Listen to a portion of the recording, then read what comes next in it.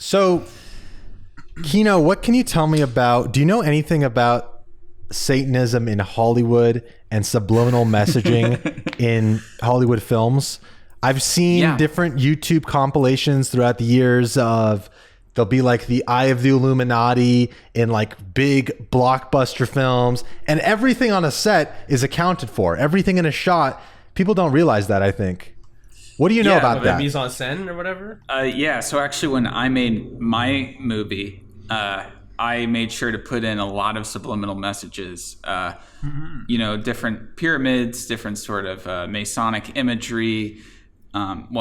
Because I'm descended from a line of 33rd degree Masons, and it's just something that I have to do. I couldn't get funding if I didn't put all the subliminal messaging in the film. Which is actually why most people do it, right? Yeah, I mean, it's just like when you go to your investors in Hollywood and you're selling them the movie, they say, what do we get out of it? As in, and like... you give them children. What kind of subliminal messaging can we, you know, corrupt people with? And that's what you're supplying. Yeah, and so on a subliminal level, on like a very low level, it's you know, it's all these images, you know, Baphomet type images, stuff like that, like, you know, having like people in certain poses or things like that, you know, stuff that your brain will notice even if you don't notice. And then maybe on a more surface level is product placement, you know, somebody drinking a Coca-Cola or, you know, something of that nature that, you know, you're watching the film in the theater and you think, man, I could really go for a Coke right now. You know, how common is the Coca-Cola is a distraction from the real messaging? Well, it's there, right? Because you want people to think that they're picking up on this stuff when they're not. How common is that imagery in... I wish I could think of some examples, but I've seen, again, like there's YouTube videos where you could search like, you know, Masonic imagery in Hollywood films, and there'll be all these examples. Even like old films, like from the 50s and 60s and stuff, there'll still be examples of that. I mean, do you don't think that there's anything? Do you think there's anything sinister about that? Anything unsettling about that? Are you serious that you put it in your own film? Like you're okay with it?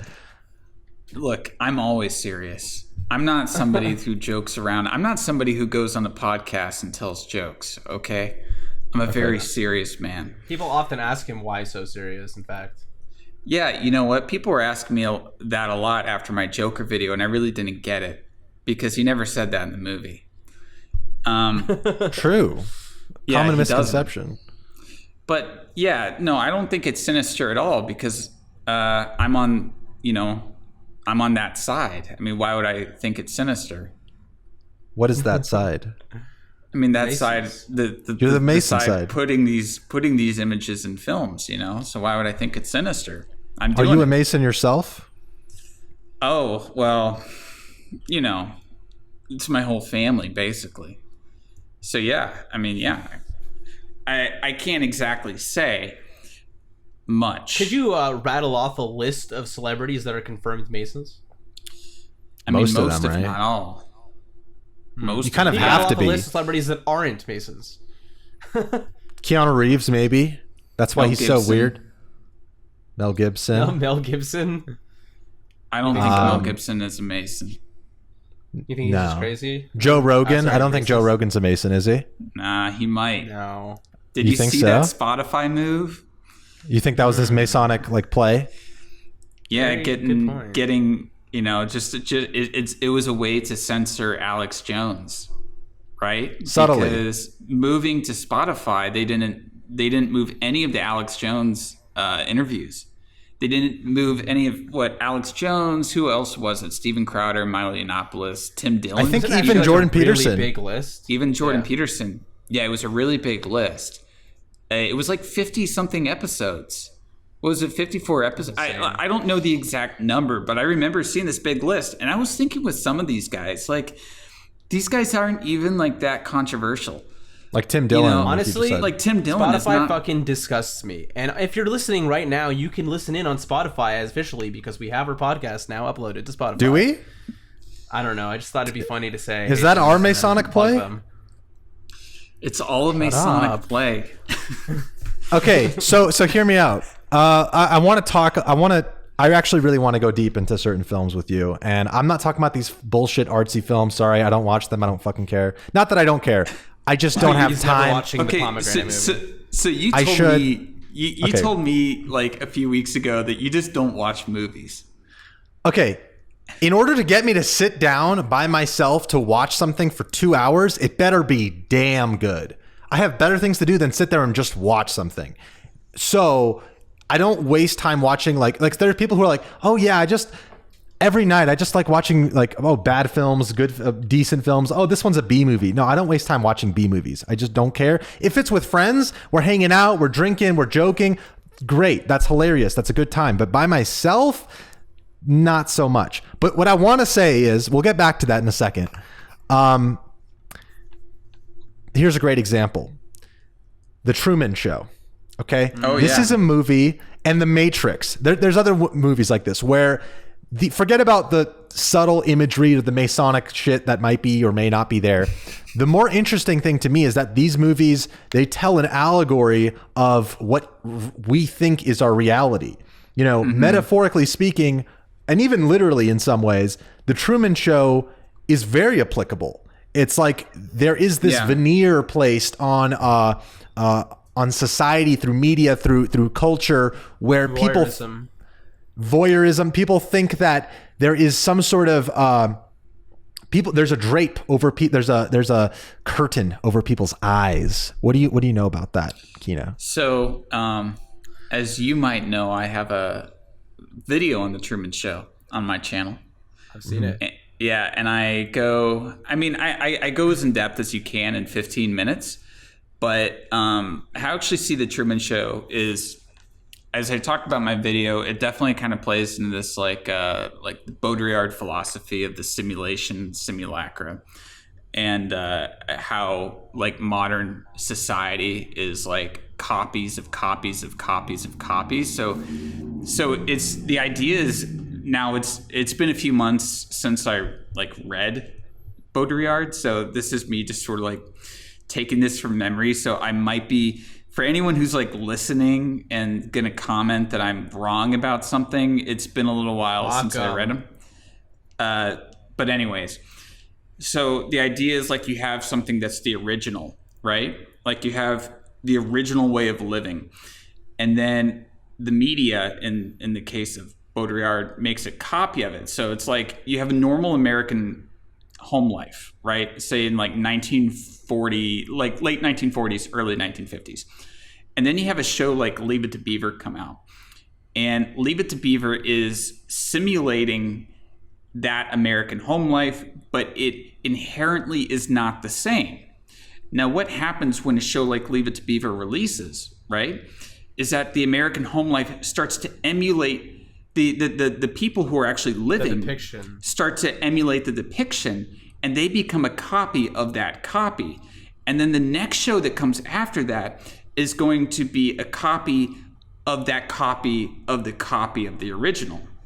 And this just kind of keeps going on until the reality that we're living is so far distanced from the original reality that we're living in a simulation. It's just as real as the world around us. It's not like we're in an actual computer simulation, but we're living in a simulation created by the media because of how we've been copying it, depictions of ourselves, and then being influenced by that. So the Truman Show plays on that idea by putting him in an actual by putting him in a show, that his show is a copy of reality, but at the same time, you have to think about when the Truman Show is happening. I forget like what year it takes place, but it doesn't take place in the 50s, even though it's supposed to be this sort of like 1950s, 1960s sort of like American utopia. It doesn't take place then. So what is it actually copying? It's really what the Truman Show, what his whole existence is based on, are the sort of popular culture idea this sort of utopian idea of what life was like decades ago. So it's nothing like what life actually was like in the 50s. I mean, obviously it's not, and it's all fake. It's all a veneer, and he's in this Hollywood set, and it also kind of plays in this almost what's the term? I'm looking for the word where it's like solipsistic. It's a sort of solipsistic idea that is, that the idea that you're like everything around you is created for you. Yeah. Now in Truman, and like in Truman's world, everything around him is created for him, and it sucks. Like, because everything around him is, because it's created for him, it's created to be his prison. And it makes it makes a very interesting dynamic between Truman and Christof. Christof is the guy that runs the whole thing. Christof is using this to play God. He's using it to play God and to play father, right? And Truman is also playing a sort of deity figure, a deity of the small screen. People have a sort of religious obsession with him. That they make their bars named after the Truman Show. People buy into all of this stuff. And there was another thing that Baudrillard said, which is that in a postmodern society, our values, because postmodernism is about deconstructing tradition, it's about deconstructing where we come from. And with that deconstruction, there can be a loss of values, a loss of identity. And with the loss of identity and values, we have to supplement it in some way, because we really can't exist. We're seeing that play out right now. Yeah, people, we can't exist without it. And what Baudrillard said is, people will then identify themselves with what they consume. Oh, 100% that's happening right now. Yeah, and you see that in the Truman Show. I mean, it's whole part of the Truman Show. People identify themselves by the fact that they watch the Truman Show. And people identify themselves now by the fact that they like to dress up in a fursuit and go to, whatever convention that they want to. No, it's interesting because oftentimes film is ahead of, like, good filmmakers are ahead of the curve on this kind of thing. And if you look at Truman Show, I'm pretty sure it came out in 1999, which is the same year Fight Club came out, and these are very similar and The Matrix. Messages. Yeah. And The Matrix. Truman there's was a lot of overlap. 1998. That's pretty close. Yeah. I mean, I'm not a film buff like you are, so. But same era. That's the point. Yeah, it's the end of the 90s, right? It's all around the same time. It was really interesting that all these films with similar ideas were all coming out, because if they were to come out, right, and I note this in my video, that this came out almost the same time as The Matrix, but that they had to have been in production for years before then. Yep. And Which they means probably the didn't ideas even were there. Yeah, and it's just like those ideas were mulling about for a while, and it just it's just like, it's like it just exploded in this powder keg of all these really great films that came out in the late 90s. What the thing is that, like, now it seems super applicable, all these messages of materialism, consumerism, and identity, whereas I feel like in the late 90s, while it was still a strong and resonant message, it was less obvious significantly compared to now. Yeah, and we can even like talk about that in terms of just the film landscape of the 90s. In the late 90s, you didn't really have, well, for one, you didn't have the Marvel Cinematic Universe, which I think the MCU has changed a lot of how we consume film, and movies that were original films were still doing very well, and a lot of blockbusters were original films. Like, look at Titanic. That's not based on an IP. That's not based on anything, and yet it's one of the best-selling movies of all time. The 90s was still the era of original movies, The 90s was the era where indie movies actually started getting in the spotlight. If anything. Yeah, like you had movies like Clerks. Slacker was very early 90s that did very Tarantino, well. Good Will Hunting. Yeah, Tarantino, Gus Van Sant. Whit Stillman was doing very well in the 90s as well. Mm-hmm. Yeah, so you had a lot of indie films coming up. Films were still sort of star-based. Like, people would go see movies because a certain actor was in it. I mean, if I think about 90s and like stars that were box office draws, I think Jim Carrey. He was in so much in the mid 90s. I mean, he did what, Dumb and Dumber and The Mask in the same year. And you still had the box office draws, but there was still a big emphasis on originality in blockbuster cinema. But when we get into the 2000s, it starts to go more towards IP. It starts to go more towards brand than originality. And and now people go to see a movie because it has a logo slapped on it. They go to see a movie because it's Marvel or it's Disney or it's something of that. I mean, honestly, because it's Marvel or it's Disney. Like let's be honest, people don't really. Which is sad because the films for both. I associate both of those companies with making bad movies. Yeah, it's two sides, right? Because some people just totally check out when they see a Disney or Marvel, MCU universe movie. And then other people, it's very like it's a big bubble, and it's a very popular, it's a very big expanding bubble. But there is definitely a swath of people like me and Sam, maybe you, Kino, as well. Yeah, I'm just not interested in. I don't think they're even necessarily bad movies, but it's this big cultural like movement almost. That's what the MCU and similar types of franchises have become. And I almost think to some level, when I see people posting about memes about them or talking about these movies, it's almost like it's a new, this might sound a little bit hyperbolic, and it is, but it's like a new religious doctrine. It's like it's new moral, it's certainly characters that people look up to and idealize in a certain way. These superheroes, as like, for example, it gets memed all the time on Twitter when people cringily do the Wakanda Forever thing. Ruth Conda Forever. Ruth Conda.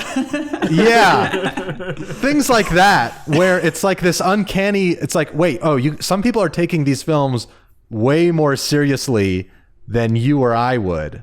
Mm-hmm. Yeah, no, I've actually said this for a while, that the whole like MCU is sort of like a pantheon of Greek gods, but without the morals of the Greek myths.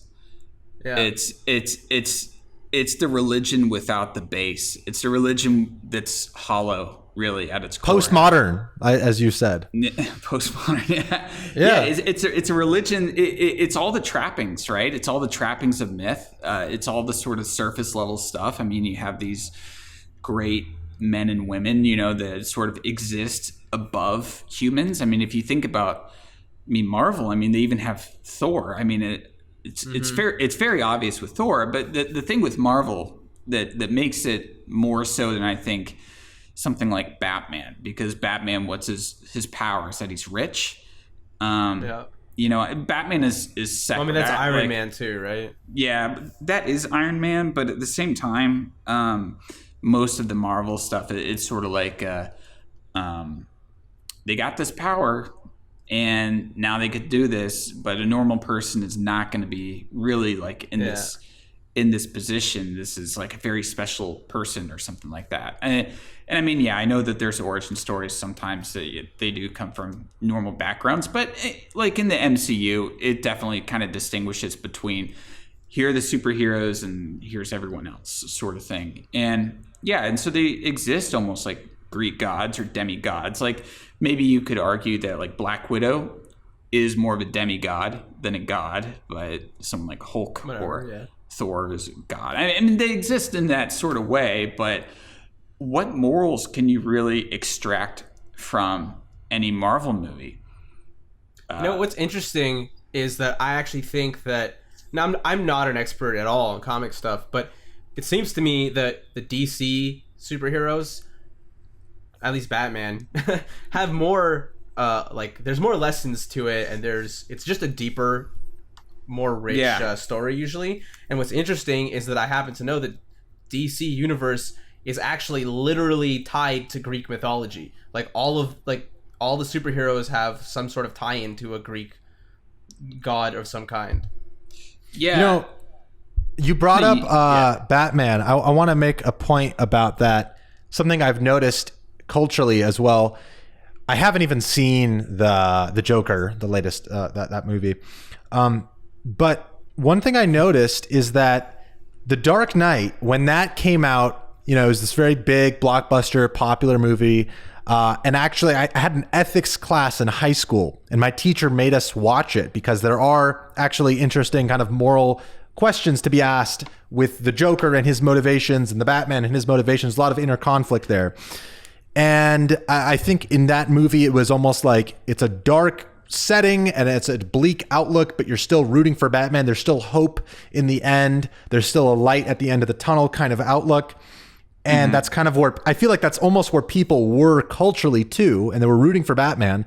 But now, interestingly, with the Joker, I see a lot of romanticizing the actual Joker, and it's no longer as morally ambiguous. Now it's more like, I'm tempted to say nihilistic. I haven't seen the movie, but I've absorbed so much from people posting images of the Joker, identifying with the Joker. I mean, even you, Kino, I guess have been in that position. Yeah. But do you see what I mean? Like that progression from the Dark Knight to the Joker. Of course, they're different directors, different movies, different films, but there's almost a cultural shift that occurred there, I think. Yeah, but the Joker of Joker is a much different character than the Joker of the Dark Knight. And that actually caused a rift in the whole like comic book fans community or something. I'm not a part of that, but I have some friends who are, and I saw them arguing online over this. And and people are like mad that the Joaquin Phoenix Joker, they're like, that's not the Joker. That's not how he is, and blah, blah, blah. Because really what the movie Joker is when he kills. So spoilers for anyone who hasn't seen Joker. And I think the only person listening to this who hasn't seen Joker is Greg. If you haven't seen it, mute for the next 15 seconds. Try to make the point quickly. Okay, 15 seconds. Go. So the first three people he kills in self-defense, and what that does is it sparks riots in the city, and that kind of take after him. Right? He doesn't do anything for any kind of political reasons. He just gets scared. And but the movie is, now non-spoiler talk, the movie is really talking about the lack of mental health facility, like especially with men, you know, like mental health problems in men, and how it can go so unseen and not taken care of, and it can lead to self-destruction, and also a culture of cruelty. And that's really what in the movie Joker, that's what Arthur Fleck is rebelling against, is this culture of cruelty. Because he is, in a sense, in the movie, he is made to be like a 1970s version of a lol cow, in a way. What does that mean? What do you mean I by actually that? am. I'm gonna reveal myself as a boomer here, but I actually have no idea what a lol cow is. Okay, yeah. Can you explain to us? Okay. Thank God, you're also. Okay. So a lol cow is a lol cow is just like a person on the internet, like somebody who would have like a Kiwi Farms thread made about them. A person, okay, like Chris Chan. Yeah, like Chris Chan. Yeah, basically. Oh, okay. Someone you're like milking for. I get it. Or something. Okay. Yeah, I think it's funny because I think I remember hearing that term like literally over 10 years ago, and I just recently have been hearing it being brought up more and more. But yeah, it's like an older internet term. I almost feel like a boomer for saying it, because I'm like, do people even say this anymore? Like, I think they do. It's back. It's making a comeback. Yeah. It is.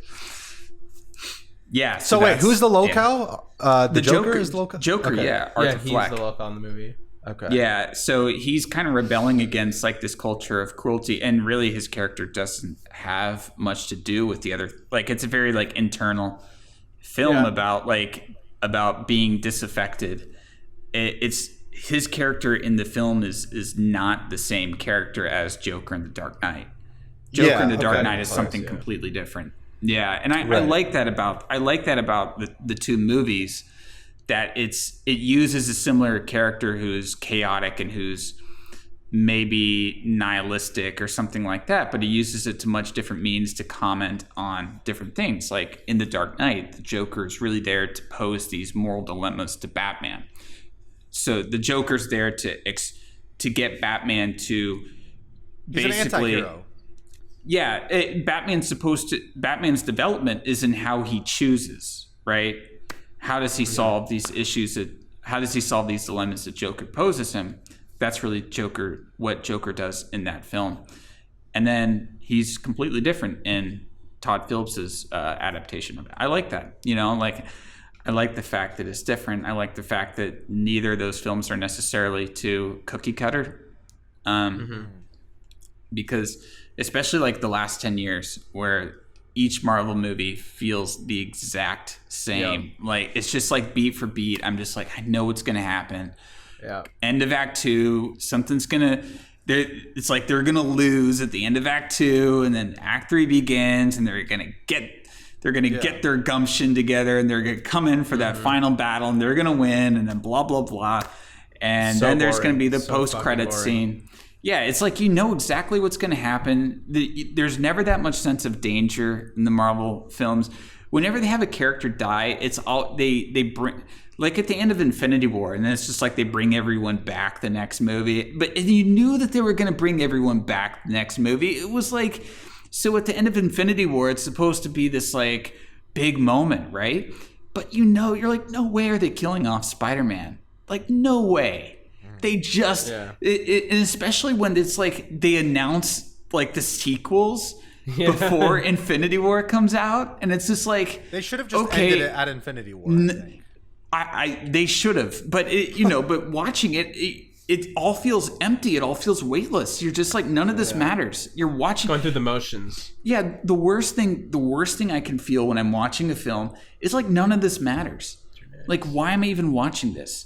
Yeah, like if I have to think to myself, why am I watching this? Then usually I just turn it off. If that question comes in my mind. So that's how I feel with a lot of MCU. All of it feels weightless, cookie cutter. And Disney. When I was watching the Star Wars movies, last Star Wars movies, a movie I saw in theaters was the second one of the newest trilogy, and holy shit, I was like dying to leave the theater. It was like after an hour, I was like, oh my god, please just end soon, please. My friend went for a cigarette break. I'm like, I don't smoke, but I'm going with you. Like, I just need to get the fuck out of here. It's so boring. Yeah, I did not. If you took up I didn't like The Last Jedi. The movie. What'd you say, Greg? I said it would have been funny if you took up smoking because of the movie. Yeah. Right? I took up smoking because Star Wars was so bad. And okay, real quick, I was gonna say that I think the newer Star Wars films embody that postmodern thing you're talking about so perfectly when you compare it to the old ones, because you have like, it's just the first one is like a essentially reboot. I mean, that's been pointed out before. The first, The Force Awakens. Okay, so whatever. That's like the first basis. Just a copy.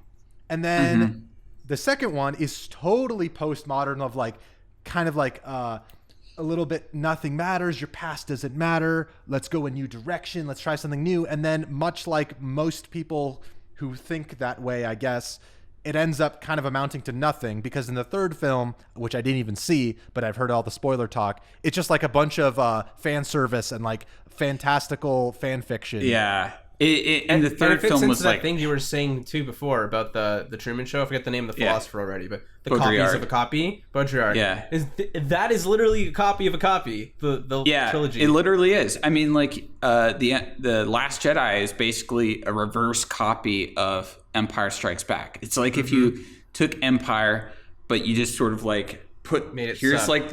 like here's the beginning and here's the end, and you just switch them. Because it ends on like this. I mean, it's salt in The Last Jedi, but it basically ends on the ice planet, or whatever, with the. I see Kino there. Backwards. Backwards. yeah. Basically, And it even has like the whole thing where she goes down in the cave and discovers herself just like an Empire. It's about the training, but in this one, she doesn't really get any training from Luke I didn't like it.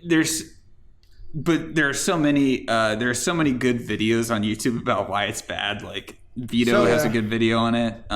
If we're entrenched in postmodernism right now, which I think it sounds about right, with our culture, where do you guys think we're headed? I mean, what is the next logical step after this? To me, if I could just pose my thoughts on this so far, it seems like we're kind of regressing into some sort of infantilism or something. Like even the MCU, even Star Wars, will appeal to like the whole like soy boy thing where it's like, oh my god, the fucking lightsaber, it's like, yeah, exactly, like that's kind of it's like regression, like we've hit postmodernism over here and then now it's like regressing into like kind of elementary, predictable, formulaic, simple stuff. Where do you guys see that going? But it makes sense, right?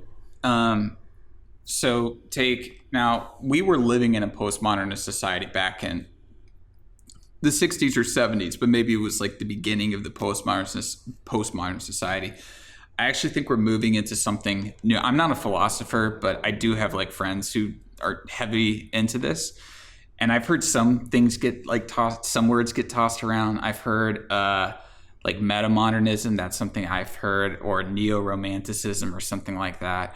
I like to think of myself as more of a romantic thinker than any kind of but anyway, so talking about the infantilization, if you go to, it was Oki, he told me the other day if I wanted to black pill myself to look at like box office, like movies that were like box office hits like year by year, and if you go back to like 1970, you see that it's like The Exorcist, Easy Rider, Five Easy Pieces, like all these great movies were box office hits. And these are great movies that are incredibly mature.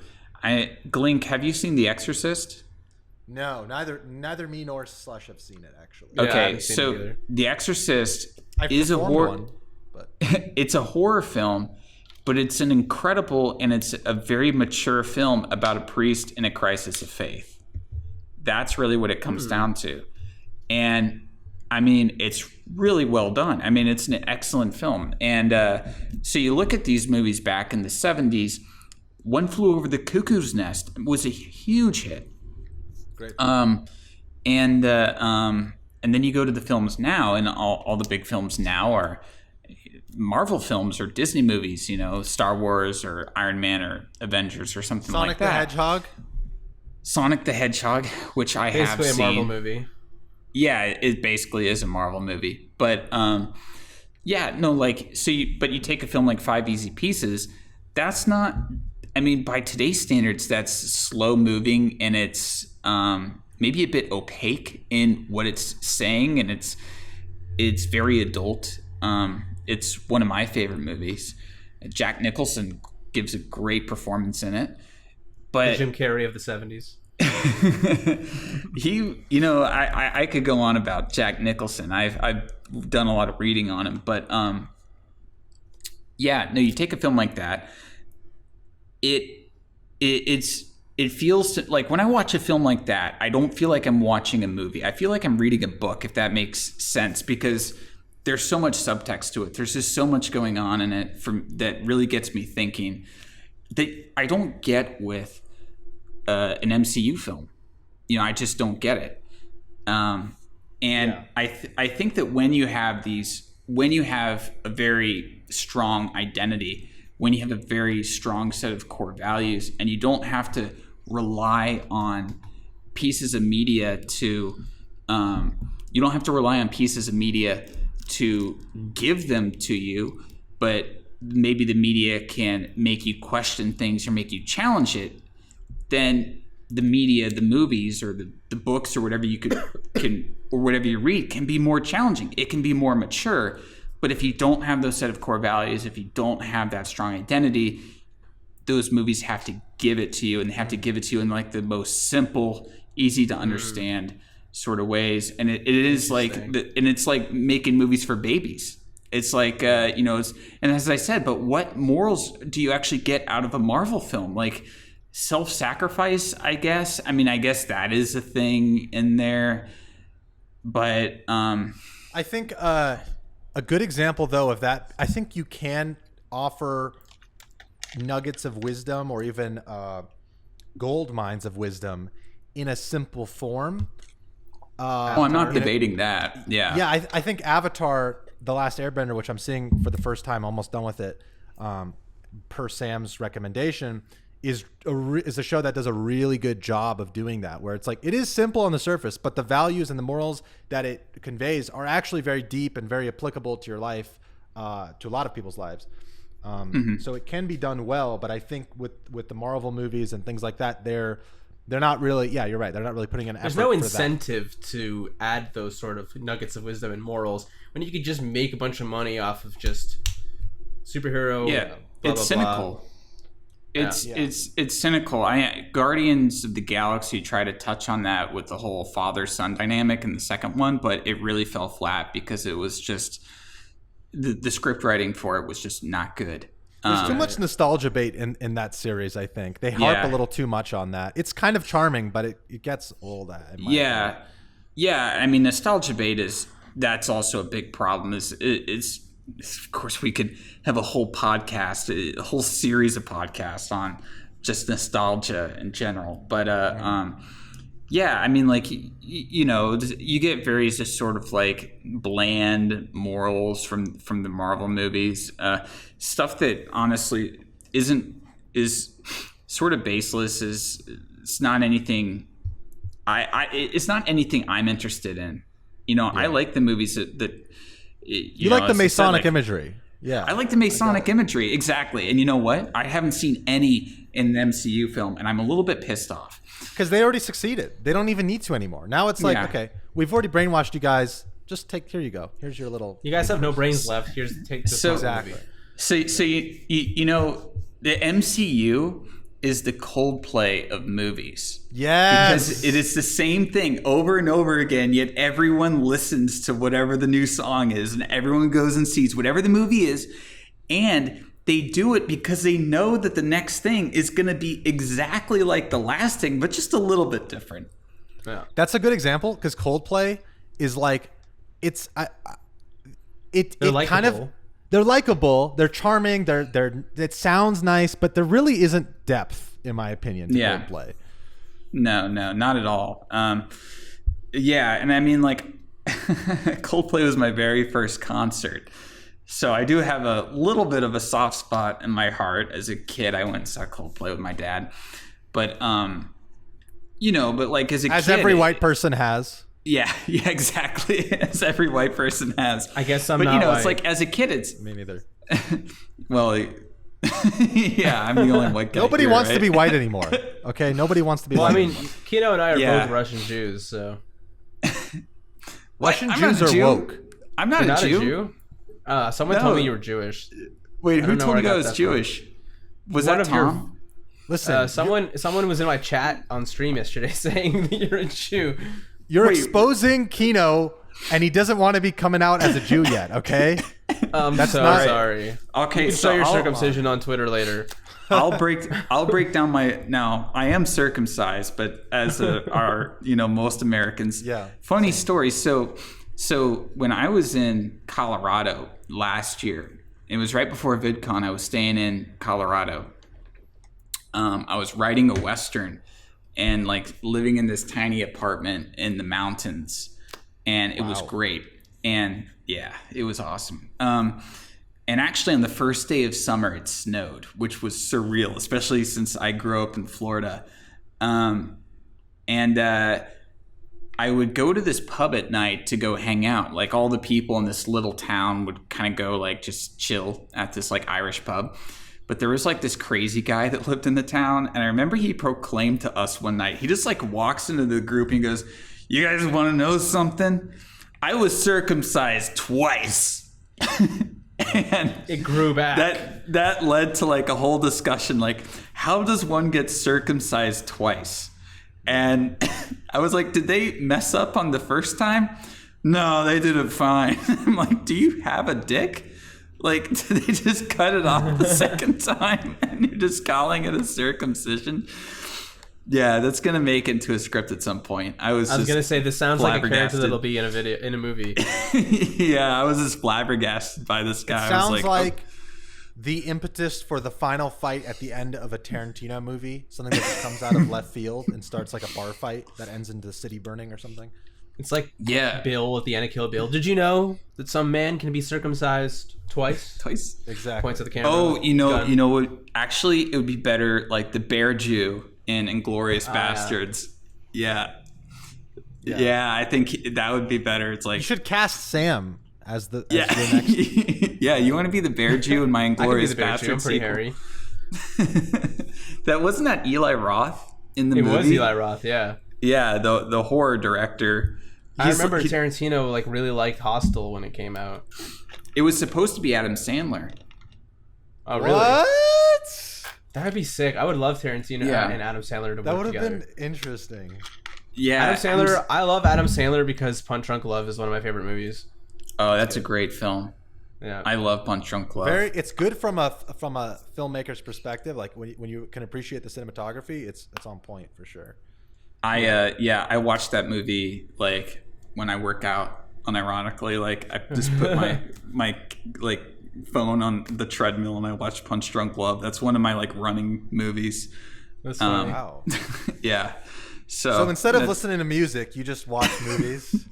You're just sitting there like lifting weights or something, and then he's like, "He needs me. He needs me. He needs me." Yeah, I either like watch movies or sometimes TV shows. Now I'm gonna have to give away my Kino card here for a minute, or someone's gonna come and take it away. When I admit that I like watching Family Guy, Like modern Family Guy or no, like seasons. Like actually, I didn't care for the first season of Family Guy. It was very rough, but like seasons like 3 through 8, I watch when I like like I'll listen to it, just to hear Peter's voice and it's Joe soothing, huh? Joe just going, "Hey Peter," which Hey, Peter. So in my server, when people found out that my name was Peter, I couldn't get onto VC without somebody popping in and doing a Joe Swanson impression for days. I had to stay away from VC for a while to cool off because I would just go into VC. I'm like, "Hey, let's talk," and then everyone just constantly for like 15 minutes, "Hey, Peter."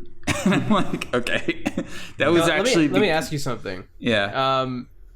We're talking about how movies in this postmodern society that we're living in now have gotten so basic and shitty, and like basically like the Marvel formula, and how that's just been a thing that other filmmakers are doing. What kind of movies do you want to see being made? There are movies that I do like that are coming out. It's just that they're not having the same box office success as they would have in decades like the 70s or 80s. They're just not doing as well. Right. So the audiences aren't really seeing them. And if I was to point to one movie in recent memory that I'm like, I want to see more movies like this, and it's not necessarily like The Lighthouse. Yeah, I mean, I knew you were gonna say Lighthouse. Yeah, so it's such a good movie. But it's not necessarily like I want to see just I don't want to see a Lighthouse 2. I don't want to see any sequels. I don't want to see films aping on it, but I want to see films that are able to like. There is a special energy to that movie where I watched it, and and this is when I know I love a film. I watched it, and when the credits hit, the first thing I wanted to do was watch it again. Mm-hmm. I'm like, I gotta watch this again. I think I watched it 3 times in 2 days. Wow. I definitely also like went on YouTube and rewatched a bunch of scenes, as many as I could find. Yeah, I just when a movie to me is really good, the sign is if I'm immediately like looking up the plot. I'm immediately looking up like more details about it, the idea, the original ideas behind it, and a few movies, like the ones that make you think and like make you question. Like, hold on, like I still need to figure this out. I love that kind of stuff. Yeah, and there are movies that like, so some films from like last year that, you know, I really liked in that capacity was like that and Ad Astra. I really liked Ad Astra. And from before that, Good Time and Cold War, the Pavel Pavlikovsky film, Cold War, which is great. Phantom Thread as well. I really loved Phantom Thread. I mean, I love PTA in general. Yeah, PTA.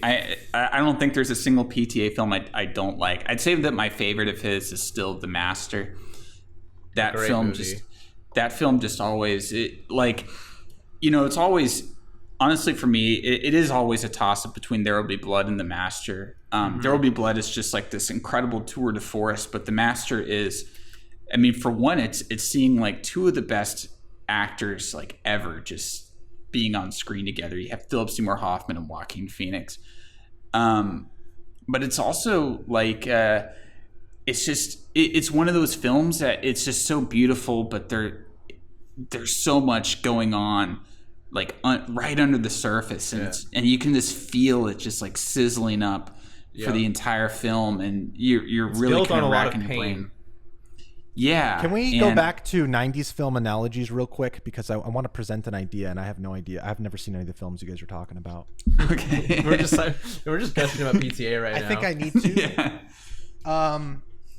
We can get back to that, but I want to pose an idea here. So with The Matrix, right? I think it's particularly interesting, although this idea is presented in the subsequent films, the sequels, which aren't very good, but the idea of the simulation run in the Matrix, and where Neo is the one, and then he breaks the simulation. Essentially, he kind of saves humanity and saves Zion. That has played out a number of times before. That same cycle has played out a number of times before. The architect presents this to him in the second movie. I feel like that the whole idea of cycles, of culture, of humanity, of civilization, of going through cycles. The more I look into different, maybe your Masonic knowledge can shed some light onto this, but the more I look into kind of lost civilizations and mythologies, things like that, it does seem like humans and our civilization has been on a cycle. And maybe in this cycle, we've advanced in a new way, in a way where we have computers and screens and internet, but we're certainly not the first advanced civilization. And there's always been catastrophes, great cataclysms in life, or throughout the human story.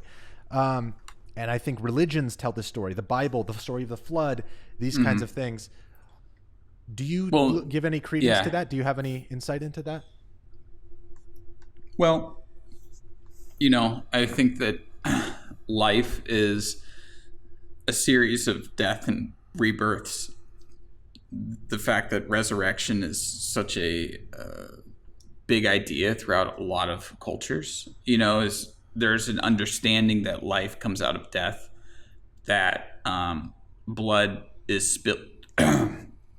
Excuse me, that blood is spilt to create new life. And so that does go into the cycles. I don't know if it's necessarily like there was a civilization way before us that preceded us, that maybe was more technologically advanced than we are now. But but if you look at things, right, you look at like an empire, you know, the Roman Empire lasting for however long it really lasted for, and a lot of empires sort of follow under the same, almost like trajectory.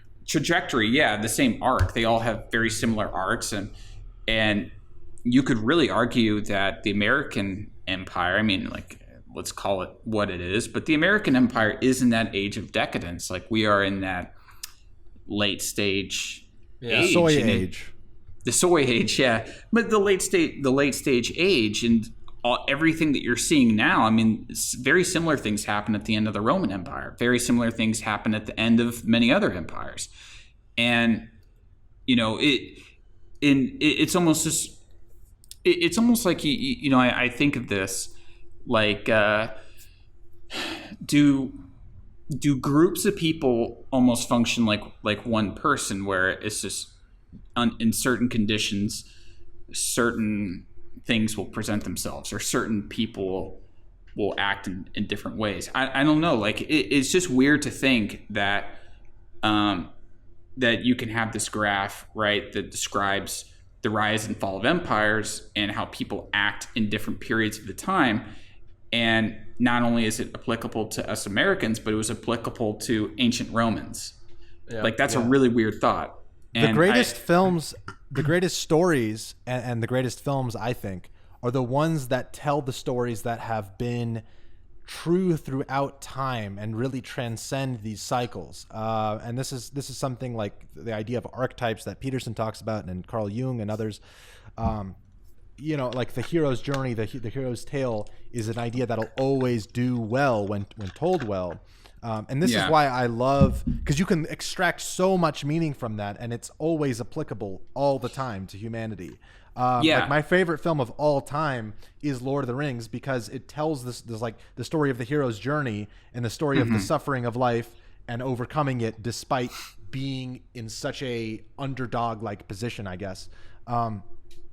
Do you think that that's something like that is missing in today's environment with movies? Like, I guess with MCU, you kind of have like, I think you have a copy of that. You have like a version of that, but it's missing a lot of the grit. It's missing a lot of the substance, the meaning. Yeah. Yeah. So actually back here, I have an Epson laser printer, but it only prints in black and white. And honestly, the quality isn't too high. So what an MCU film is like is if I took something very colorful and like with a lot of detail, and I copied it on that, and what I would get is a thin sheet of paper with no color and a little bit lower resolution. That's kind of what the MCU feels like to Myth. And very watered down. And what I liked about The Lighthouse, going back to The Lighthouse, is that it incorporated a lot of myth. It incorporated Greek myth. It incorporated like nautical myth and tall tales and things like that. And it had a very mythic story to it. And it feels like even though these guys are living 130 years ago, something like that, you can immediately just like feel it. I mean, The Lighthouse is about, you can think it's about a lot of things. You can think it's about the wanting for enlightenment or the wanting to look at God. And that is a very kind of mythic idea, right? The fact that to look at God is something that is like the ultimate thing to do, but you'll die when you do it. And, and that's a film that I think incorporates myth very well. I'm a huge fan of incorporating myth. In fact, when I write, so I write two different kinds of scripts. I'll do like sort of realist kind of stuff, things that I like, very influenced by 70s movies. Again, like One Flew Over the Cuckoo's Nest or Five Easy Pieces or things like that. Things that are trying to be like socially realist. But I also, the thing I really love writing are my sort of mythic stories. I read a bunch of myths. And I also read Joseph Campbell and The Power of Myth, Hero with a Thousand Faces. And I've read some Carl Jung. I've read a bunch of Nietzsche. I studied theology in college. I read a lot of the philosophers and stuff from the 19th century, and I've read a lot of. If you could make your most ideal movie, if you had all the money in the world, let's say, or maybe you want to be low budget with it, what would be? You could be as general or as specific as you want. Do you have an idea of like what I guess we can all give an answer for this, actually, since we're all interested in filmmaking and stuff. That's why we're on YouTube. That's why we make videos that I think we try to be impactful, try to be, meaningful beyond just watching it for one day and turning out the next, piece of content. Yeah. What is the ideal film for you to make? Yeah. So, what I say now is going to be different than what I say in 5 years, because by the time I make my next film, I'm going to say like, oh, I don't want to do that kind of film anymore. You know what I mean? That's just kind of how I am. But what I'm really interested in now and what I've been writing is, I I have this idea, like, and maybe this is getting a little bit too heady for how I should be thinking about it, but I don't know. Like, I think that if you're writing a script, you really need to think about it from all the different angles.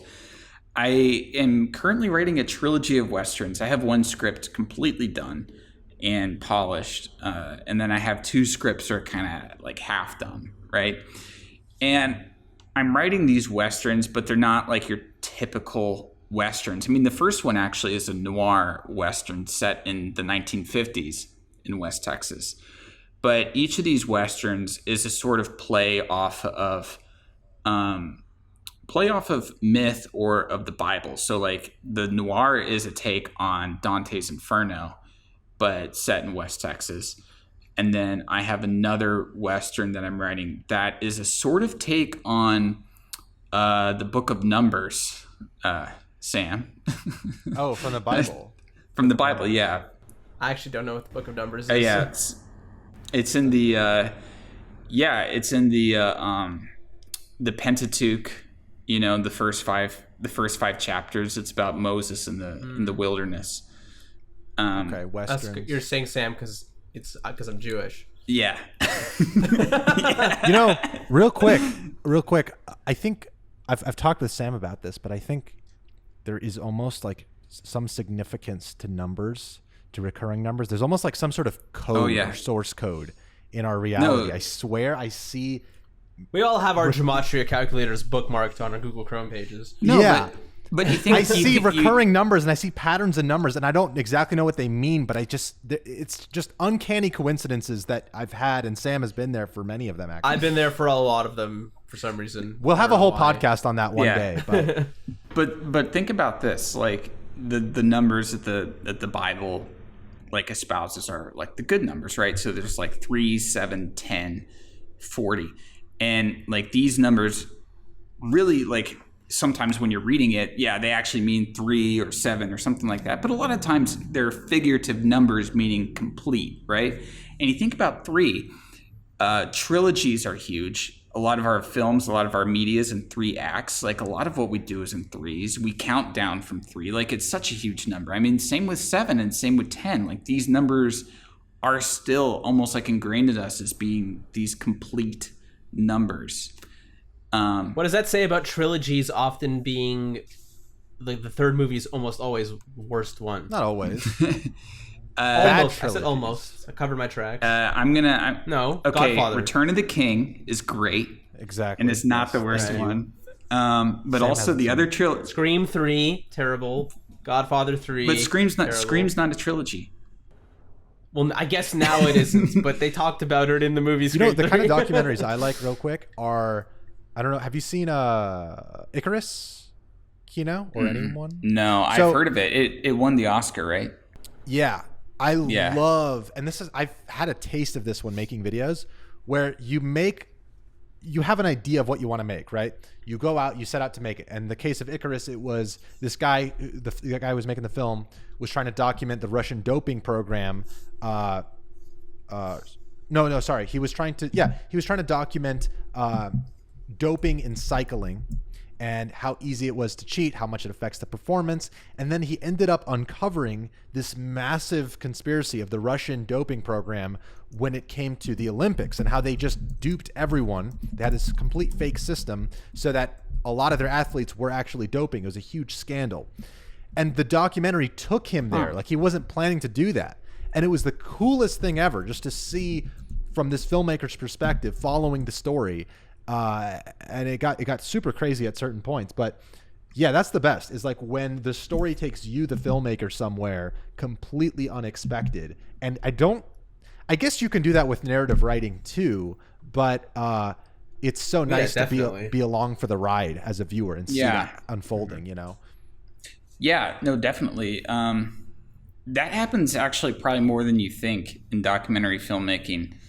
There have been a lot of documentaries where I recall the filmmakers saying that they went in looking for one thing, and just how life went, they got something. Isn't that what the original Catfish documentary started out as?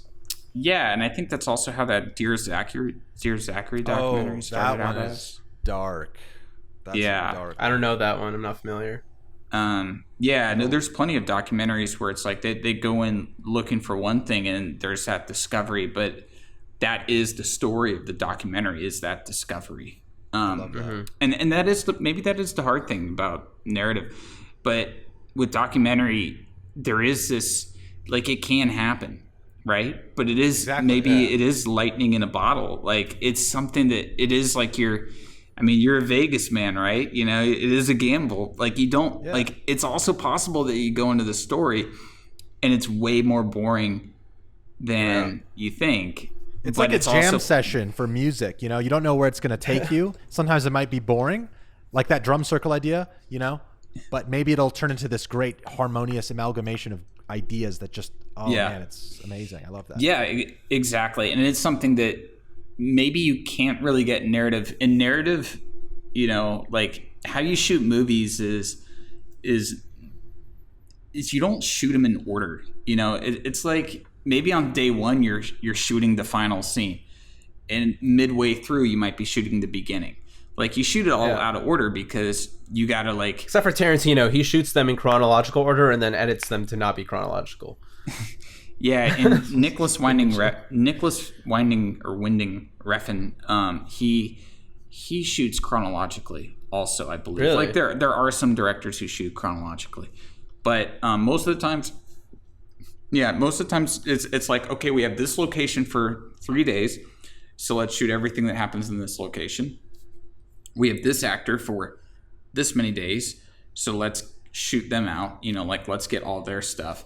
And, you know, and so because of that, because of all these scheduling restrictions, you can't shoot in an order. I mean, I guess, like, everyone wants to shoot in order, but you have to have a lot of money to be able to do that. And that's just, honestly, it's just not feasible even for big films. So it's harder in a narrative thing to be like, wow, you're shooting on set and all of a sudden there's this discovery, but you already shot the ending. You know, so those discoveries in narrative, they can happen, but it's smaller. It's discoveries within a scene. It's maybe discovery of an improv acting or something. Yeah, it's like a discovery of a character's emotion during the scene, or something like that. Something that's not on the page, something that's felt on the set, and something that's expressed that you couldn't really conceive of.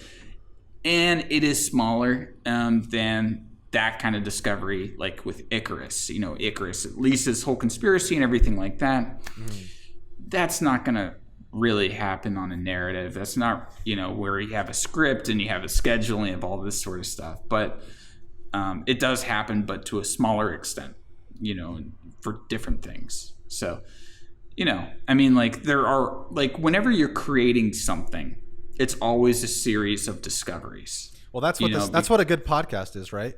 Is when you that's why I try not to plan too much. And even for this, I didn't plan at all. I just know that you're into films and you've done film reviews on YouTube.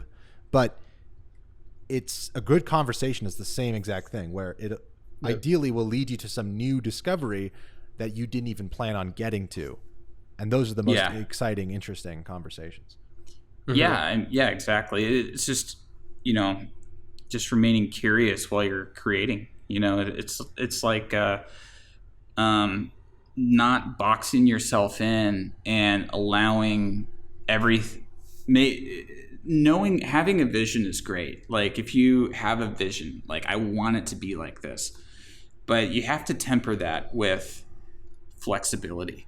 And I think that having a vision plus being flexible is what leads to some of the greatest art. I totally agree. Like this podcast. It's the having a vision and then being guided on your own naturally from that point. Yeah, exactly. Kubrick didn't do shot lists. He would go on set and he would find the shots that he wanted to do. And he was very open to shooting something in a different way or taking advice from somebody else. And now nobody doubts that Kubrick had a vision. It's so obvious when you watch his movies, but he was very collaborative. He was very flexible. And even Kanye is like that now. Yeah. I love Kanye. Starting with, like, My Beautiful Dark Twisted Fantasy, there's a very collaborative project. At the same time, it's very clear that there was a vision for the album. Oh yeah, and that's a great album. Yandi is good too. It's unreleased. But that turned into Jesus is King. So maybe that wasn't the best outcome of a spontaneity. Sure, yeah. There's such a thing as being too spontaneous and abandoning something that's already good because you're too caught up in the moment. Goes both ways, but it's exciting nonetheless. Keeps things fresh. Yeah. Yeah. Okay, well, I think that's a good place to wrap up. All right. I actually I was going to ask a couple more things actually, cuz Go I ahead. wanted to know cuz you're so in the industry of Glink is film hungry. industry. Yeah, well, I was hungry yesterday.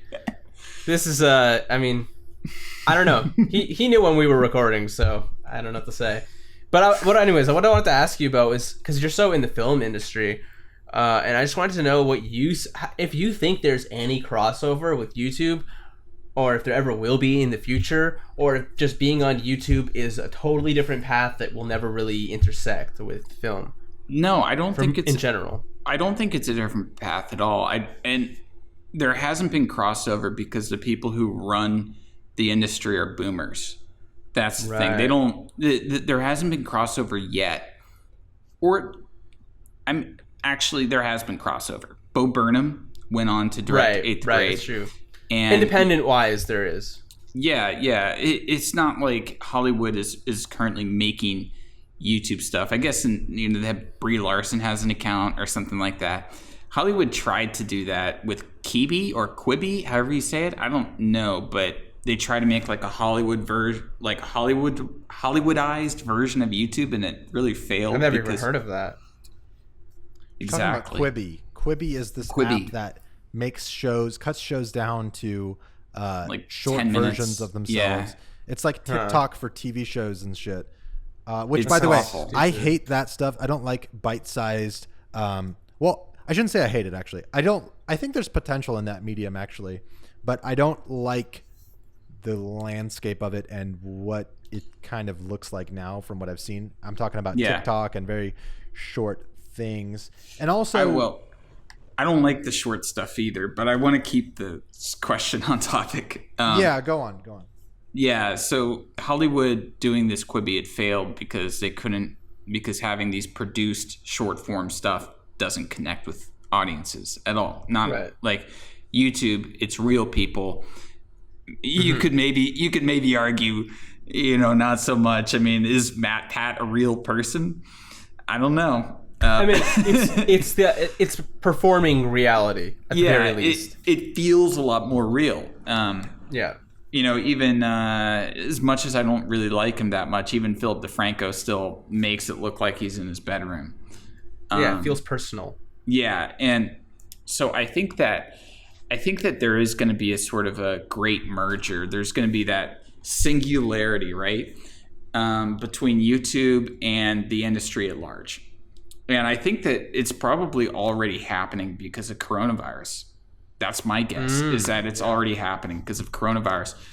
People are watching. Look at the late night show guys. They're all trying to act like YouTubers, and I think it's failing because they're so inauthentic. I mean, what it's like, real quick. It's like established streamers getting a VTuber, which is what my next video is about. A VTuber avatar made of them. But it's I wonder who he's talking about. Well, it just doesn't work though. It's like you're trying to. You're trying to make us believe that now, after you're established, after everybody knows what you look like, what you act like, it's not the same appeal. Just like a late night show host isn't like Trevor Noah putting on a t-shirt and filming from his room doesn't have the same charm or the same authenticity that, just some YouTuber who's actually is that, Yeah, exactly. No, it doesn't. And, I think that like I work in a pediatrician's clinic, and when you talk to kids and you talk to them about celebrities that they like, a lot of the celebrities they like are YouTubers. Now, I've seen a lot of weird YouTube videos because of the kids that show me the stuff that they watch, and a lot of the stuff I'm like, oh god, people are kids are watching like James this. Charles, Yeah. Or today it was that YouTube family that Daddy it was 05? one of the. No, it's called That YouTube Family. Oh, what? but it's just like those like I hate YouTube families. Yes, same here. So disconnected from that whole sphere of YouTube. It's just The full whole of child abuse.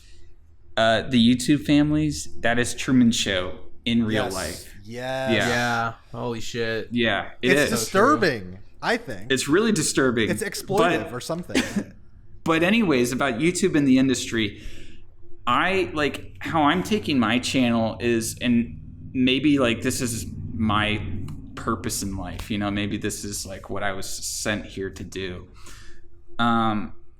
is I would love to see, a lot of people have used Vimeo for like more like serious film projects, but you don't get any traction on Vimeo, like unless you get a staff pick or something like that, and still the numbers are not near the numbers you would get on YouTube. They're a fraction, yeah. Yeah, exactly. And now the quality on Vimeo is better, so I understand it. I have a Vimeo Pro account myself, so I'm a Vimeo boy.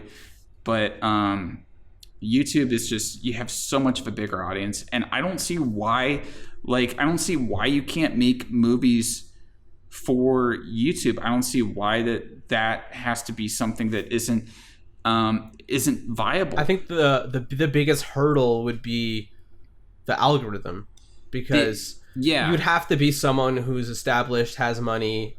Like, you wouldn't want to be just a regular YouTuber and then invest all this time and money into making some kind of cinematic experience, and then just gets no views. That's any movie though. Making movies is always a risk. Yeah, I don't think that's a hurdle. I mean, it is a hurdle, of course. But making movies is not a Oh, you're saying like the actual film industry, why don't they ever do something that's specifically for YouTube? Well, yeah. So how I kind of see the film industry going from this point onwards, right, is that there's going to be the big movies. There's going to be the big tent poles that I'm not going to be interested in at all, right, that cost $200 million to make. But who knows? Mm-hmm. You know, maybe after this whole like people not wanting to go to the cinemas and them not really making back that money, maybe they'll cut down the budgets. But the movie that's going to be doing the best is the movie that can make its money back just by streaming, right? So you got to have your budget probably below $10 million. You got to have, you know, what's considered a low budget, which if you gave me $1 million to make a movie, I don't even know what I would do with it. You know, I'm like, that's so much money. Like, it's, people think, oh man, $1 million to make a movie, that's not that much. Have you ever seen $1 million? You know, like, come on. Like, that's a ton of money. And, you know, I made my film for $75,000, and that was more money than I ever saw in my life. Right. And I still ran out of money by the end of it, but I didn't really go over budget. So, I mean, that's like, I was able to make a 90-minute movie for $75,000 and shoot it on film. It's completely possible. Where can people find that, or what is the just? Well, like, it's currently playing in a virtual film fest, but by the time this podcast goes up, it'll be out. But I'm gonna be I'm gonna be releasing it as soon as I possibly can. It's just that every time. What is it called? It's called Wasted Hours. Wasted Hours. Okay. Mm-hmm. So it's a kind of a. Actually, Sam, it's probably a movie that'll be up your alley. It's kind of like, it's just about people hanging out. It's a hangout film, but just kind of having real experiences and trying to find meaning within just a day in the life. I am interested. Wasted Hours. Yeah. I want to check that out.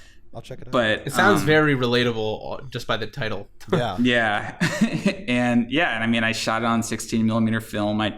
I took out a loan to get $75,000 that I'm still paying off, and I didn't have any student college debt, but I mean, it doesn't matter now.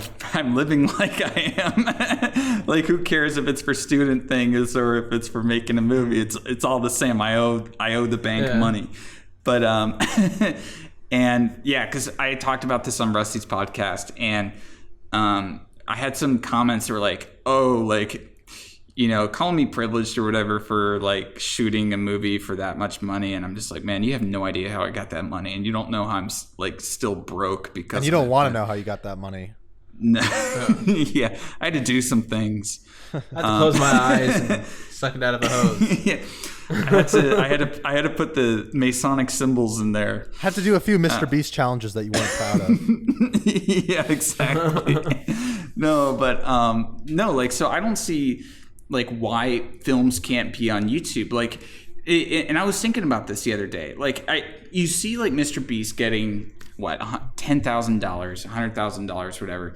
I mean, it's the sponsors giving him the money to give away, you know. Yeah. But how much money is like he getting from the sponsorship? I mean, I'm sure that there's just like money gushing and gushing and gushing. I would not mind it if like maybe you would see a movie that was sponsored by Raid Shadow Legends just as much as long as it didn't like interrupt you in the middle of it to it's like all in the beginning or something. This intermission like 10 minutes in the beginning of just sponsored messages, and then we get on with the movie. Yeah. I mean, that used to happen back in the old days. You would have advertisements that were like part of the film that like started. And let's all go to the lobby. But even more so, you'd have like just, you know, like you have a lot of that stuff. I mean, they have product placement and stuff like that. I mean, just think that maybe instead of the main characters drinking Coke all the time, they're drinking G Fuel. Yeah. You know? They're playing Raid Shadow Legends on their phone instead of... Right. Yeah, exactly. Like, why can't these...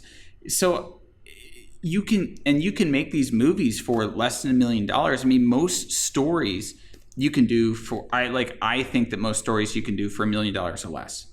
Pulp Fiction was $1 million movie, wasn't it? No, it was sure. it was more than that, but maybe Reservoir Dogs is what I'm thinking of. Yeah, I think you're thinking of Reservoir Dogs. But yeah, I mean, but you think about that. It's like you can do a lot of stories and a lot of great stories for $1 million or less. I mean, there's plenty of good films that are that low budget, and then you would be able to make that money back via and it wouldn't even matter because it's like you have the sponsorships, they're just getting their advertising and you know, things like that. And but the biggest hurdle wouldn't necessarily be the algorithm, it'd be the monetization. You have to think about YouTube censorship. I don't really want to go into that, but it's like in my movies there's plenty of cursing, there's the use of things like the marriage hoobie, if you know what I mean, and nudity, you know. And it's kind of like I don't like, how is that, you know, you're going to get age restricted, but maybe there is a way to create a film community on YouTube, and maybe there is a way to sort of advance things forward to where films are maybe, I know YouTube is YouTube movies, but what if there was some way to a category for films made for YouTube? Yeah, you know, exactly. If they were coming from Hollywood, you know that YouTube wouldn't give a shit about any of the mature subject matter. Oh yeah, no, they wouldn't. So like, in fact, there are movies you can watch on YouTube for free that are like uploaded like by European things that have like really explicit sex scenes in them. Movies that are great, by the way. So I'm not gonna name them because I don't want YouTube to take them down because I love these films. they're You'll like tell us later.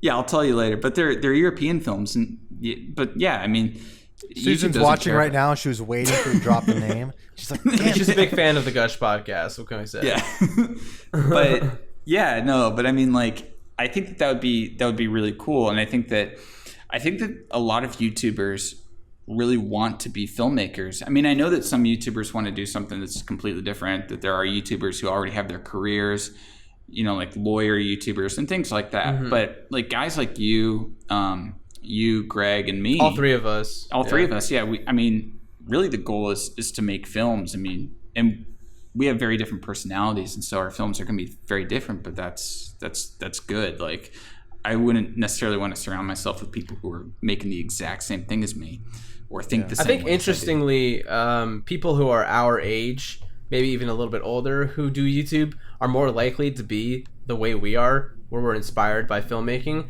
But we're going to see more and more people who grew up with YouTube, and they're not going to be in YouTube because they want to be filmmakers. They just want to be YouTubers. Yeah. And I think that I think that also goes back to the whole thing of like, what are you doing this for? Are you doing this because you want to create something meaningful, or are you doing this because you just want to be famous or something? Yeah. And as much as I really like that, like with each of my YouTube videos, you know, this is going to be really self-deprecating, but with each video that I do, I always try to do something new and something different, and I use my videos as a way to sort of experiment with something. Like with my Spree video, it was really getting to know how to use a GoPro and trying to like emulate a found footage style thing, because that's something I just normally wouldn't make, and I thought this is like a fun way to do something that I would never do. And there's really and if the video doesn't do well, it's not a big deal. It's not like it's a feature film or something like that.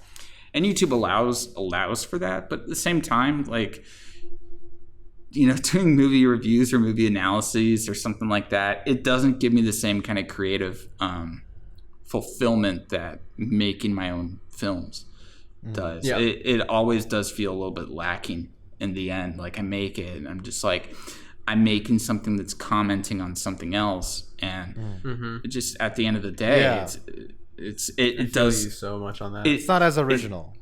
It ends up like, I'm glad that I did it, and I'm proud. I'm proud of it, but at the same time, it is a little bit.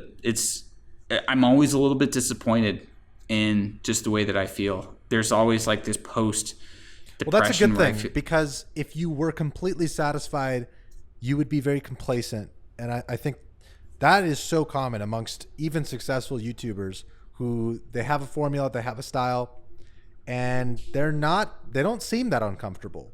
I think you need, especially as an artist or just anyone in life, you need a degree of uncomfortability with the work you're doing and the work you're putting out. Because if you don't, then you're not going to strive for something more. I mean, that might seem obvious, but a lot of people just they seek the comfort and they want to stay there, and I think that's the wrong mentality. Yeah, I've always had like this saying that like the best artists hate their own work and the worst artists love their own work. Yeah, that's kind of true. That's kind of true. You know, you'll see people hype up something like, oh, check out my great videos, check out my great movie or whatever, my great music. Most of the time when people come out swinging like that, when hyping up their own stuff, it's not very good. And then the times when someone's like, oh, I don't know, it's not very good, I don't like, they're hypercritical, it's always blowing your expectations out of the water. That's from my experience. I will add a caveat of it's not to be confused with being proud of something you did. You know, because you could think like, oh, I could have done so much better, but I'm still proud that I made it. I'm so proud of this part of it or something, you know? Of course. And that's how I feel. And that's how I feel about my movie. And that's why, like, when people, because I shot this film 2 years ago, and it's just that the whole post processing stuff just takes a long time. Actually, the whole final edit is done. It's just extra like polishing stuff that's being done right now. But you know, when people say like, are you proud of it? I'm like, yeah, I'm proud of it, but I'm also aware that this film is a portrait of myself 2 years ago, and that I'm not that same man anymore. I want to make different films. I have a very different outlook, but I also realize that I have a different outlook because I made that film. That making it allowed me to mature, allowed me to really realize a lot of things, allowed me to mature artistically as well, and discover maybe like what kind of shots I like. I discovered how I work on set, and it's one thing I gotta like. I know that we're kind of running short on time, but it's one thing when you are shooting shorts or you're shooting shorter form stuff, right? And it's like you're heading up a production team for 2 to 3 days, like a weekend. You know, you get your friends together to shoot a short film on the weekend. It's a different thing when it's weeks in and weeks out of shooting every day. And it's like that fatigue comes in. People get really close and drama happens. And there's so much more at stake as well. And it is night and day, like between shooting a short and between shooting a feature, to the point where it's hard for me to go back to shorts. But at the same time, like the short stuff, I feel so just like, it's like after having done a feature, going into it's so much more stress-free by comparison. Yeah, exactly. Like I have a lot more fun on shorts now because I understand that, man, it gets so much worse than this. And then when I'm on a short and we're having problems, I'm just like, you know what, we'll work this out. You know, I'm just like, I've been through hell and back. Like I had. See, what you got to do is you got to shoot like a super feature. So the next time you shoot a feature, you're like, oh well, this ain't so bad. Yeah, I gotta shoot the new. I gotta shoot a remake of Sergei Bondarchuk's version of War and Peace, which is the 7-hour long version. Perfect. Or Lawrence of Arabia. Yeah, well, War and Peace. 4 hours. Okay, watch the Sergei Bondarchuk War and Peace. He actually had a heart attack on set. They had to resuscitate him, and it took 5 years. It took something like 5 years to shoot this movie. He died for the movie. And Well, then he came back to life. Yeah, Jesus did. He's the Jesus character of his own film. He's also like he directed it, and he also acted as the main star. He acted as Pierre. Yeah, he acted as Pierre. So that's a good film. It's 7 hours long, but it's split into 4 parts, so you can watch it in like hour and a half installments. But yeah. Well, before this podcast gets 7 hours long, I think we'll wrap it up here because I feel bad for Greg. He's dying to eat dinner. No, it's not that I'm dying to eat dinner. It's that I need to make dinner. I mean, you guys can continue. You guys can talk about the Sergei Bogart films. Okay. So real quick though, I do want to say, what is everybody's favorite film? Well, I already said mine, which was Punch Drunk Love. That's your favorite of all time? I mean, it's hard to pick a favorite, but if I that would be the easiest answer for me to go with, probably. Okay, interesting. Yeah. Kino, what is yours? I'm dying to hear. No, Greg, I want to know. I already said it. Lord of the Rings, the whole trilogy. Oh, Lord of the Rings. Okay. Yeah. So, the whole trilogy, eh? You guys are gonna call me some sort of the third one, art house, or whatever. I'm gonna get called. It's that waveform video from the 1970s. That's like video of a room with the sound change. No, it's Terrence Malick's The Tree of Life. Oh my god, I saw that movie.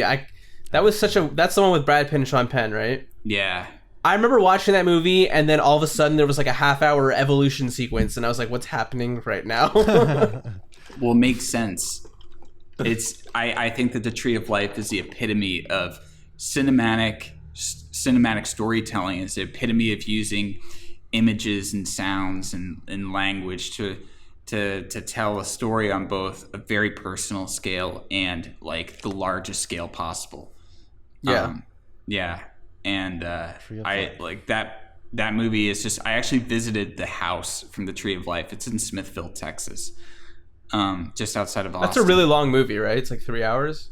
Yeah, well, the new cut's like 3 hours, but the original cut's like 2.5. Yeah, so it's fairly long. I love Terrence Malick. I'd say that my 2 favorite of his are The Tree of Life and The Thin Red Line.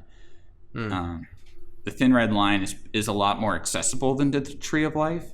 It's a World War II film about Guadalcanal. And Glink, I think you would love it, actually. Let's all watch Tree of Life together over Discord. Wait, I would love Tree of Life or The Red Line. I think you would like both, Glink. They're both very spiritual films. Ooh, I do like Brad Pitt films. Most of them. I haven't seen a bad one. So. And if you like Sean Penn, he's about 10 seconds of the movie. No, he's in way more than 10 seconds. They actually shot. They said that they had enough for an entire feature film just about Sean Penn.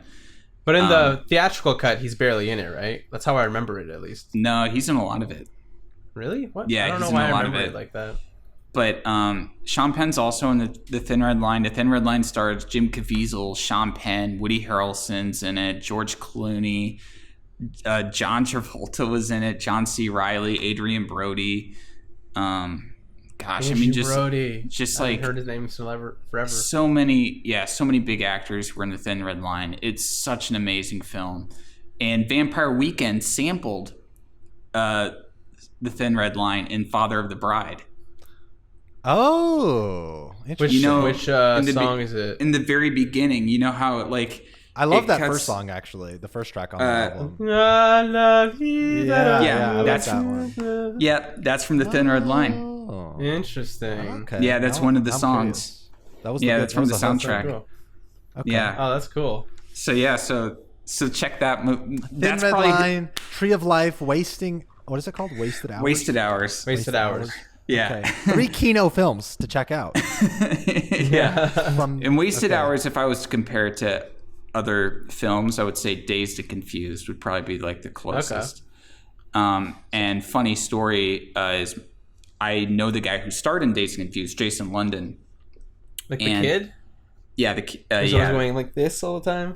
No, that's Wiley Wiggins. Jason London was the guy that was like, I'm not going to sign your thing. Oh, and he, yeah, crumples it up. The football player. The football player, yeah. And so his identical twin brother, Jeremy, is in Wasted Hours. Now, Jeremy starred in the film Mallrats. Oh, my God. What's his name film from the 90s? The Kevin Smith film. Yeah, so That's Jeremy started Suzanne by Weezer in it. Yeah, so Jeremy starred in Jeremy starred in Mallrats, but he was also in my film Wasted Hours. That's awesome. And he's playing kind of like the older version of like what his brother's character in Dazed and Confused, sort of. So like the joke is that it's the unofficial sequel to Dazed and Confused, I guess, is this almost like the no budget sequel, spiritual successor. Yeah. The Kino successor. Awesome. Yeah. So okay, yeah. well, Kino, thanks for joining us. Thank you for your insight, your very, very, very, very deep insight of the film industry, of Hollywood. Not just the film industry, but films in general, philosophy, and our reality through the lens of film. Yeah. I honestly had no idea that if we were going to get so in the trenches. Yeah, I mean, I didn't know what to expect. This is the longest conversation we've had. So I could talk all night about the philosophy of cinema. We'll I've read a lot. We'll have another. Pleasure. We'll have a follow-up podcast all about we'll definitely have you on again. the backstory of some obscure film, probably, but it'll be interesting. And why that's a reflection of the downfall of America. Yeah, exactly. Thanks for having me on, and just go, I guess, check out my channel, and I'll, on my channel I'll be posting updates concerning my movie. Yeah, check out his channel. It's full of amazing movie reviews, and not just reviews, but they're more like movie analysis, as well as an explanation of a lot of the filmmaking tools that went into making them. And they're also shot interestingly. There's a cinematic approach to the way he films his videos, which I think is really cool if you're into that kind of thing. Somebody commented and told me that I was Vsauce, but for movies.